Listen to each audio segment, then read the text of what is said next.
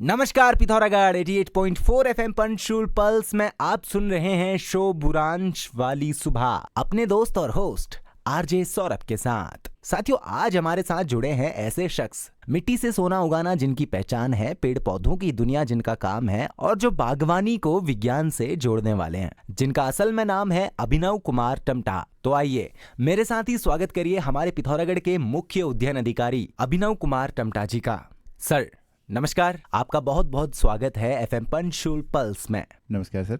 Sir कृपया सबसे पहले हमारे श्रोताओं को अपना परिचय दीजिए। जी सर, मेरा नाम अभिनव कुमार है और मैं नैनीताल जिले के गरमपानी क्षेत्र का मूल निवासी हूँ और मैं अभी यहाँ पर मुख्य उद्यान अधिकारी पिथौरागढ़ के पोस्ट पर तैनात हूँ। जी सर, मैं आपसे जानना चाहता हूँ कि हॉर्टिकल्चर विभाग दरअसल काम क्या करता है, इसका असली मतलब जो होता है, कृपया हमारे श्रोताओं को आप इस बारे में बताइए। As an chief horticulture officer, horticulture में बहुत सारी चीज़ें हैं, जैसे कि हमारे पास फ्रूट्स हैं, जितने भी फ्रूट्स होते हैं, वेजिटेबल्स होती हैं, इसके अलावा फ्लावर्स, ये सब चीज़ें हमारे अलग अलग सेक्शंस में रहती हैं। देन इसके अलावा हम लोग मशरूम्स पे भी बहुत अच्छा काम कर रहे हैं और इसके अलावा जो हमारा मौन वंश है, जिसमें हमारा बी कीपिंग और हनी प्रोडक्शन, ये सब चीज़ें भी बहुत ज़्यादा मेन उसमें आई रहती हैं। इसके अलावा फूड प्रोसेसिंग जो है हमारी, हम उसमें भी लोगों को प्रशिक्षण देते हैं और अगर प्रशिक्षण आपको इन सभी चीज़ों में किसी में भी चाहिए होता है तो उसमें भी हम लोग प्रशिक्षण का कार्य करवाते हैं। जी सर, नर्सरीज का विकास और मैनेजमेंट अभी किस तरीके से हमारे पिथौरागढ़ में हो रहा है?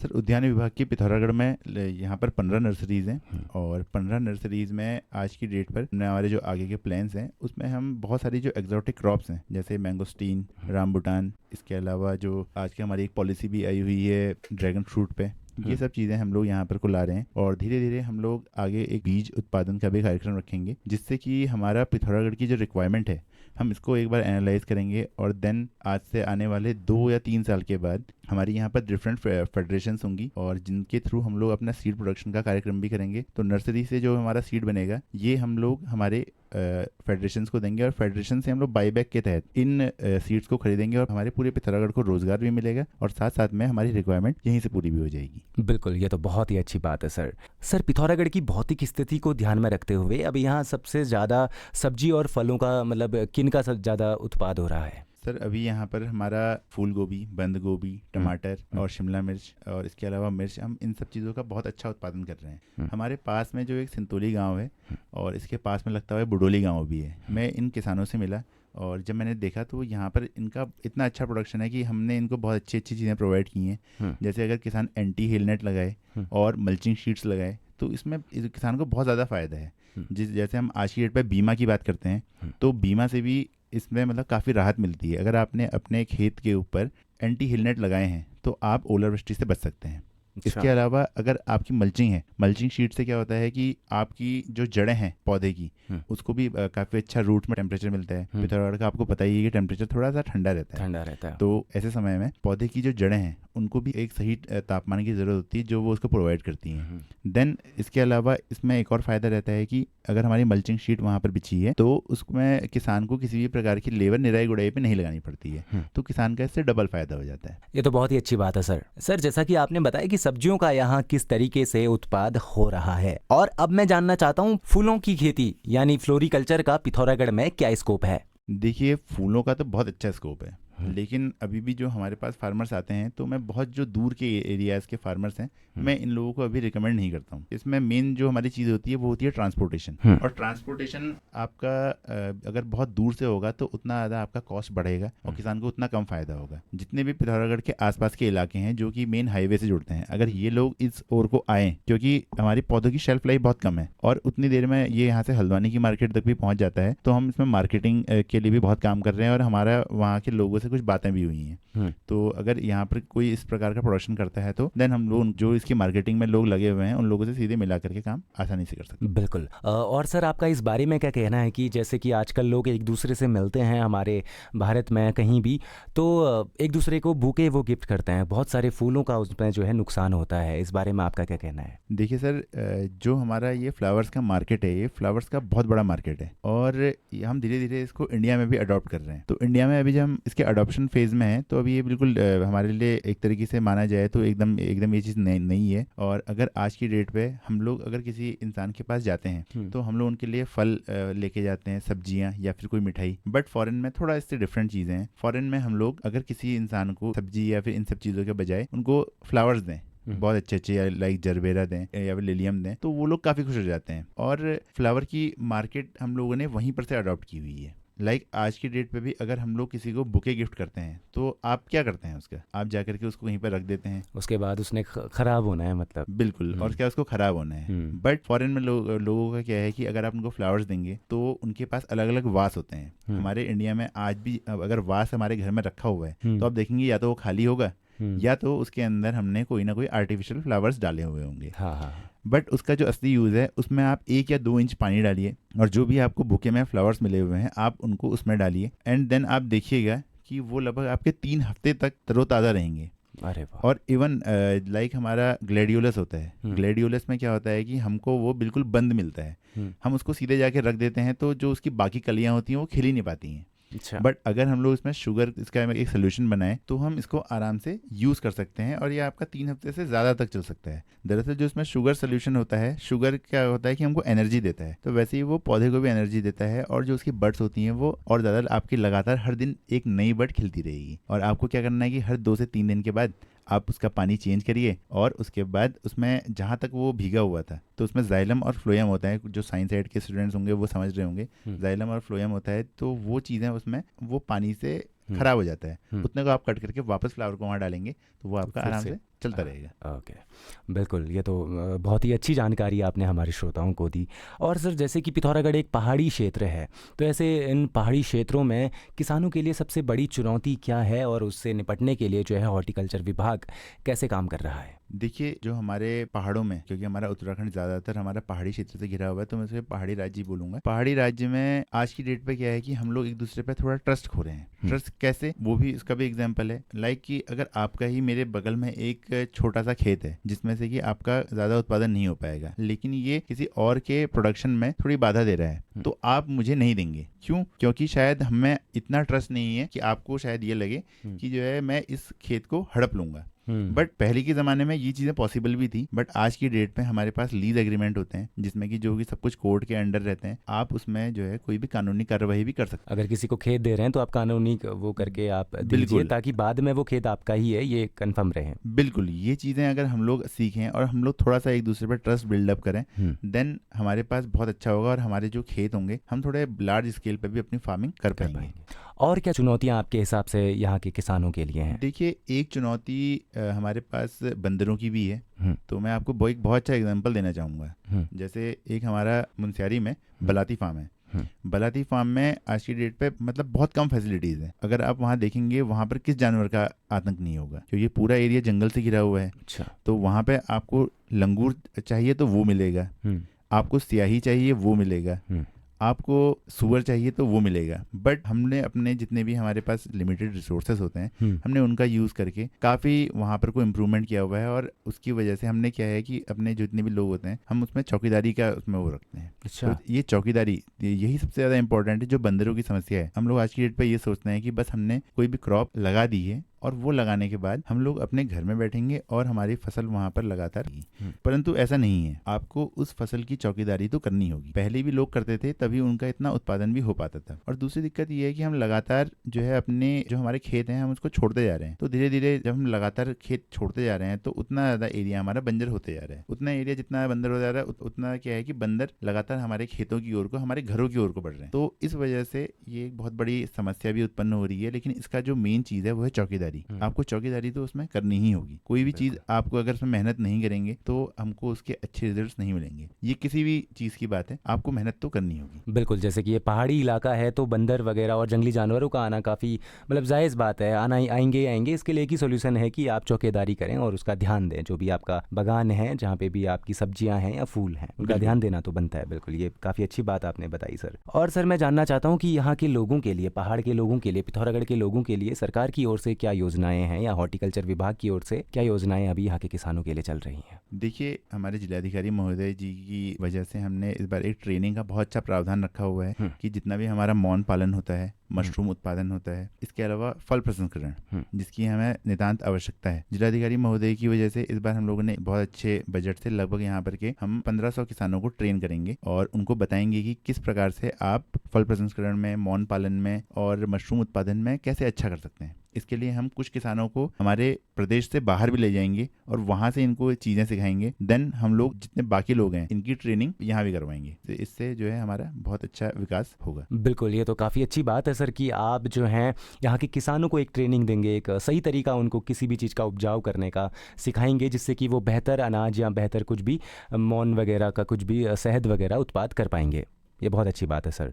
और हॉर्टिकल्चर विभाग डिजिटलाइजेशन की ओर कैसे बढ़ रहा है, कैसे अपने साथियों को, अपने साथी किसानों को उस चीज़ की सुविधाएं प्रदान करा रहा है? सर, एक समय था जबकि हमारी यहाँ पर 24 हॉर्टिकल्चर मोबाइल टीम है, उद्यान संचालन दल जिसको हम बोलते हैं। तो यहाँ पर जाकर हमारा जो प्रोसीजर है आज तक जो रहा है वो ऐसा है कि यदि आपको कुछ भी एप्लीकेशन देनी है तो वो आप हमारे उद्यान संचालन दल में आएंगे, वहाँ के जो प्रभारी होंगे उनको एप्लीकेशन देंगे और अपने प्रस्ताव पे आपकी डेट भी होगी और डेट के हिसाब से फिर लास्ट में वो हमारे जिला मुख्यालय में आएंगी और जिला मुख्यालय में हम लोग उसमें देखेंगे कि पहले आओ पहले पाओ की स्कीम के तहत किसने पहले आवेदन किया था और किसको पहले हम सुविधा का लाभ दें। ऐसे में कुछ संभावना ये भी होती है कि इसमें कुछ आगे पीछे हो जाए, बट जो अब हमारा नेक्स्ट जो फेज आ रहा है हमारा डिजिटलाइजेशन का दौर है और इसमें हम डिजिटल रूपी जो ई रूपी है इसमें अब हम लोग आगे की ओर काम कर रहे हैं। और बहुत हर्ष का विषय है कि हमारा जो उद्यान विभाग है वो इसमें सर्वप्रथम ऐसा इनिशिएटिव ले रहा है और आगे से आने वाला जो भी हमारा एप्लीकेशन होंगी वो आप CSC सेंटर्स के माध्यम से या खुद आप हमारे पोर्टल में जाइए,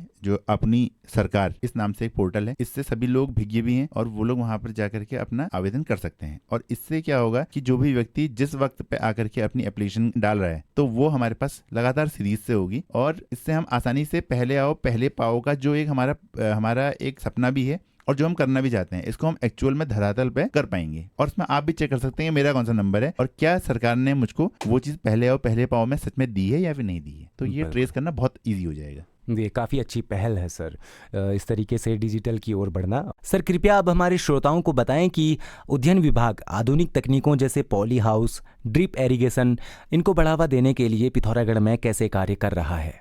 जी सर, पॉली हाउस में हमारी नाबार्ड के तहत RIDF का जो उसका फंड होता है उसके तहत स्कीम आई हुई है। तो जिसमें लगभग ये दरअसल हमारा सारे ब्लॉक्स में हमने इसमें एक ढुलान का भी प्रोसीजर है, तो इस वजह से लगभग 20,000 रुपये में आपका 50 मीटर का पॉली हाउस जिसकी डायमेंशंस आपकी 9x6 मीटर की है और इसके अलावा जो हमारी 100 मीटर स्क्वायर का है उसमें अराउंड 40,000 रुपीज़ का है और उसकी जो डायमेंशन है वो 18x6 मीटर की है। तो आप इसमें इस तहत 100 मीटर और 50 मीटर स्क्वायर में अप्लाई कर सकते हैं और उसके बाद आपको हम लोग पॉली हाउस में आराम से दे सकते हैं। ऐसे ही सेकंड हमारा ड्रिप इरिगेशन का है। ड्रिप इरिगेशन में भी हमारा बहुत अच्छा है, 80% सब्सिडी आपको इसमें मिल रही है, जैसे आपको पॉली हाउस में भी मिल रही है। आपको अगर अप्लाई करना है तो अप्लाई करने के लिए आप अभी हमारी HMT पे भी आ सकते हैं और आप कुछ समय के बाद ई-रूपी के थ्रू में ऑनलाइन भी अप्लाई कर सकते हैं। फिलहाल जो मैं एक बात और क्लियर करना चाहूँगा, फिलहाल जो भी हमने अपना एक हमारा जो सबसे मेन है औद्यानिक संयंत्रों को देने का, ये हमने ई-रूपी के माध्यम से स्टार्ट किया है और धीरे धीरे हमारा पॉली हाउस और इसके अलावा ड्रिप इरिगेशन और ऐसी सारी योजनाएं हम लोग ई-रूपी से ही संचालित करेंगे। तो आपको यदि पावर टिलर चाहिए या फिर आपको कोई रेक चाहिए, गार्डन रेक, या फिर आपको कोई भी किसी भी प्रकार का ऐसी मशीनरी चाहिए तो वो आप जाके सीधे अप्लाई कर सकते हैं। और सर, जो हमारी युवा पीढ़ी है वो अपने एग्रीकल्चर से और हॉर्टिकल्चर से काफ़ी दूर भागते जा रही है,